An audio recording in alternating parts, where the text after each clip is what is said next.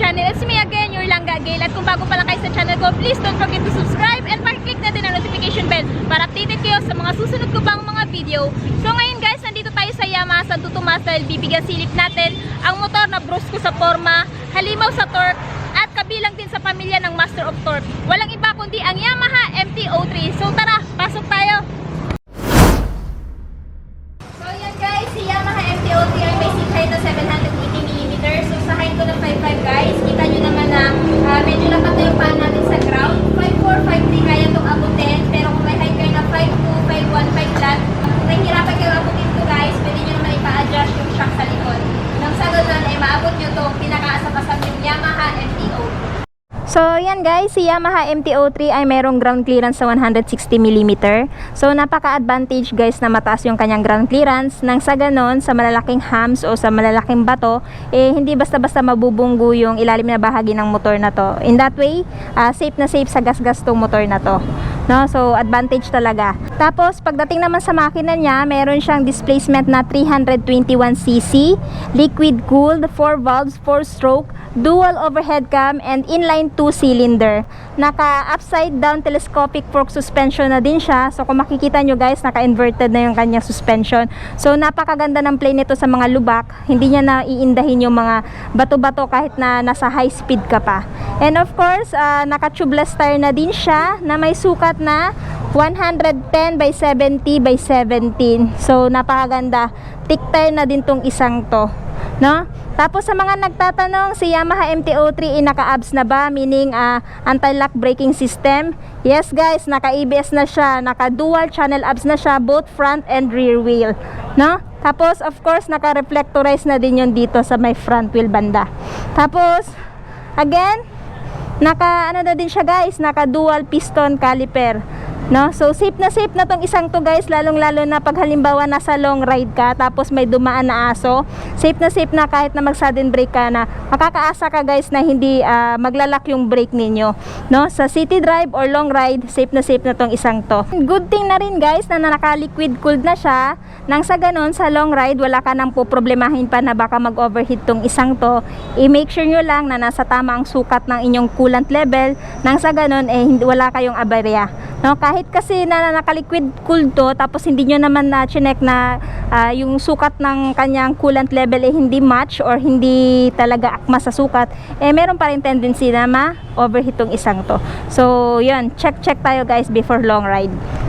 Si Yamaha MT-03 ay ang tinagurian na motor na brusko sa forma at halimaw sa torque dahil meron lang naman siyang max power na 30.9 kW at 10,750 RPM at max torque na 29.6 Nm at 9,000 RPM.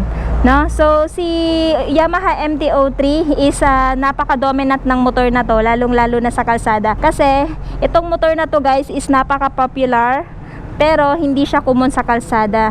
So dito naman tayo sa kanyang handle grips guys, kung ano bang meron dito. Of course, kagaya din kay MT-15, meron siyang kill switch, activated, and electric start. Then of course, meron din siyang hazard light, no? Yan, on and off. Tapos dito naman sa left side, meron siyang passing light.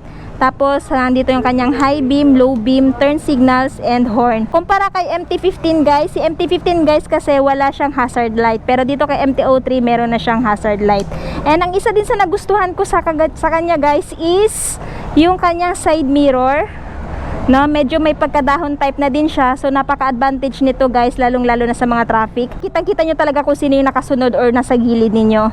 In that way, aware talaga kayo kung masasagi ba kayo or mabubunggo kayo. And ang isa din para sa nagustuhan ko dito kay Yamaha MT-03 guys is napakagaan lang ng motor na to na may timbang na 168 kg. So ako guys, sa height ko na 5'5 at bigat ko na 50 kg, para sa akin napakagaan nitong si Yamaha MT-03. So kanina tinulak-tulak ko to, para sa akin talagang nagagaanan ako sa kanya kasi nasanay na din kasi ako kay GSX guys pero kumpara kay GSX guys mas mabigat to, pero para sa akin magaan pa rin, no? Tapos i-check naman natin yung kanyang digital meter panel kung anong itsura. Yan. So sa mga nagtatanong nga pala guys, hindi pa rin siya nakakiles naka-mechanical key pa rin siya. So pag halimbawa binili nyo tong motor na to, meron na kayong isa pang spare key. So again, check natin. So ito yung kanyang RPM indicator. So kitang-kita nyo guys, napakahaba. Ibig sabihin may dulo tong isang to. Ito yung sinasabi nilang halimaw sa torque. Talagang ano talaga to, torque itong isang to. Tapos pagdating naman sa power, meron talagang ibubuga. Ito yung kanyang RPM indicator, gear indicator, tapos yung kanyang temperature indicator, tapos and of course time. Napaka-advantage nitong time guys, lalo na sa mga trabahante, kasi hindi na kayo mamomroblema kung saan pa kayo mag-check ng oras, hindi na kayo mag-check ng relo ninyo or ng cellphone ninyo, kasi meron ng time tong si Yamaha MT-03. And of course, meron na din pala siyang oil indicator. Pag halimbawa magpapa-change oil kayo, yan, makita nyo yan, na if ever kailangan nyo na magpa-change oil, magbiblink to. So pwede nyo din yan siyang i-reset. And of course, yung kanyang fuel gauge indicator and yung kilometer kung ilan na yung tinakbo niya. Tapos meron siyang 2 buttons to worry about. Of course, yung kanyang select. So pindutin natin to. So ano bang meron dito? Yung odometer niya. Tapos yung trip 1, trip 2, trip F.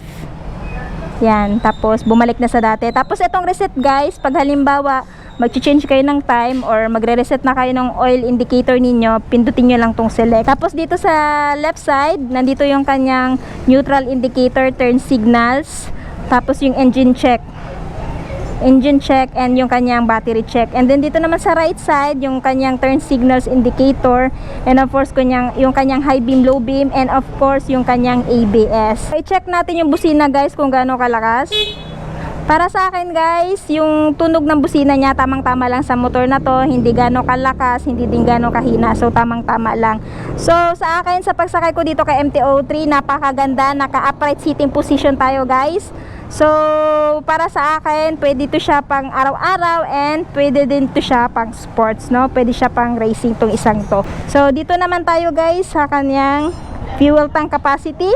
Si Yamaha MT-03 ay mayroong 14 liters fuel tank capacity. Tapos Yamaha claim, ang kanyang average kilometer per liter is 25, no? Pero depende pa rin sa driver guys. It may vary pa rin. Kung halimbawa kaskasero ka, baliwala din yan 25 km per liter mo. Pero pag halimbawa naman takbong pogi ka, kayang-kaya mo namang abutin yan. Then nga pala guys, regarding sa oil niya, sa mga nagtatanong pag magpapa-change oil kayo, ilan ba yung liters na kailangan sa pagpapa-change oil ng motor na to? Kailangan nyo guys ng 2.40 liters para sa pagpapa-change oil ng motor na to. So ganyang karaming oil ang kailangan netong si MT-03 guys, na every magpapa-change oil kayo. Tapos dito naman tayo sa kanyang seat.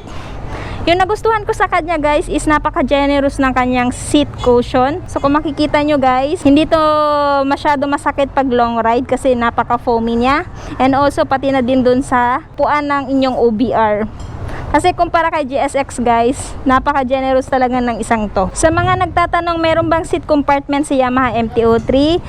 Meron siyang seat compartment guys, pero hindi siya ganun kalakihan. So ano bang pwedeng ilagay dito? Pwede kayo maglagay dito ng cellphone, wallet, coin purse, at saka papers ng motor na to. Pero aside from that, wala na kayong pwede pang ilagay. So kahit ganun pa man guys, malaking tulong na din to kumpara sa ibang motor. Kasi si Yamaha MT-15, wala siyang seat compartment. Unlike kay MT-03, meron siya kahit papano. So balik natin to. So dito naman tayo sa likurang bahagi ng motor na to. Yung kanyang light sa likod guys is LED na, no? LED na yung kanyang tail light, tapos LED na din yung kanyang turn signal. So napakaganda ng design guys, napaka-stylish and futuristic. At the same time, meron na din siyang reflectorized, no, dagdag visibility pagkagabi, and of course may ilaw na din yung kanyang plaka. Yan. Tapos dito naman sa likod is naka ano siya guys, swing arm monocross monoshock. Naka tubeless tire na din yung likod niya guys, na may sukat na 140 by 70 by 17. So hindi ko masyado makita yung sukat ng tire niya guys, it's because napakaliit, at the same time nandun sa pinakadulo. So yun, tapos naka single piston caliper yung likod niya, and of course naka ABS na din. So dito naman tayo sa kaniyang muffler or exhaust pipe. Matte finish na siya, napakaganda din ng design. Then of course, kanina hindi ko nabanggit, meron na din pala siyang built-in na skid plate, no? So pag halimbawa sa mga malalaking humps o sa mga bato-bato na dadaanan nyo, ay hindi na basta-basta tatamaan tong makina ng motor na to. It's because of this built-in na skid plate. Tapos yung tapakan din ng rider, napakaganda din ng mechanism. Napakaganda din ng quality. Tapos yung kanyang pagka-metal, talagang gawa sa premium quality material. And also, ang tapakan din ng OBR. So, kikita nyo guys, maganda din yung pagkaka-mount, no? Yan. So, aside from that, wala akong nakitang ibang decals kundi itong MT-03. Yan. Tapos, meron na siyang emblem dito ng Yamaha. No? Tapos, dito is yung sticker ng Master of Torque. So, yung kulay niya nga pala guys is combination ng glossy black at matte black. So, yun yung ating review dito kay Yamaha MT-03 sa look, sa performance, and sa power. Wala na akong ibang masasabi pa kundi goods na goods tong isang to. Para kanino ba tong motor na to? Itong motor na to is para sa mga riders na naghahanap ng adventure or thrill sa daan. So, ngayon, tanungin naman natin si ma'am magkano ba yung SRP nito and saan located tong store nila. So, Ma'am Grace, magkano po ba yung SRP nitong si Yamaha MT-03? Si Yamaha MT-03, ang SRP po niya ay 256,400. So, if ever ma'am, may plano silang bumili ng ganitong klaseng motor, saan po located tong store ninyo? Si MT-03 nakikita niyo dito sa Yamaha 3S, Santo Tomas, National Highway 02.